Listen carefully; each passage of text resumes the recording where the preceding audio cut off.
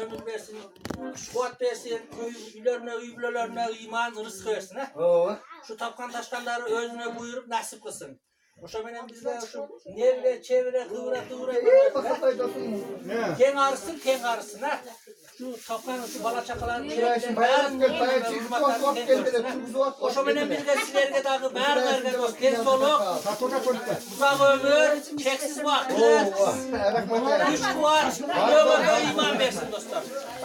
Rahmat olsun, rahmat. Ken ağrıkla. Şu nevre, çevre görgüle, oşalardan kıvra görgüle.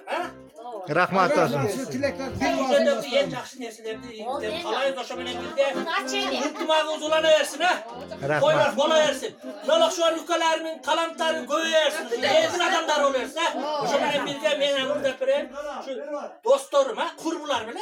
Kurbular.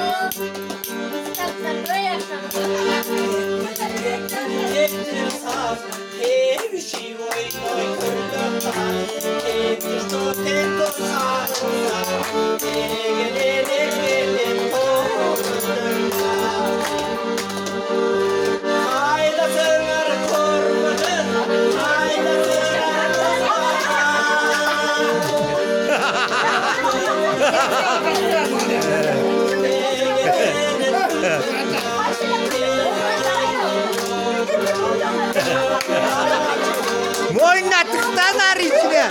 Hey, Ömer Bey kudu içine bunun içine düşün. Ömer Bey içine.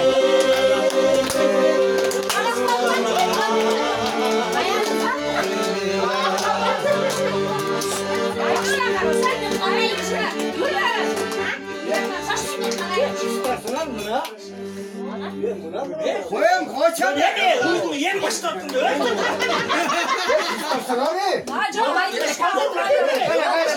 Bir kaptı lan. Algısı geliyor. Hey, bunun içine tıkır ya. Başına resimleri. Ana tuttu.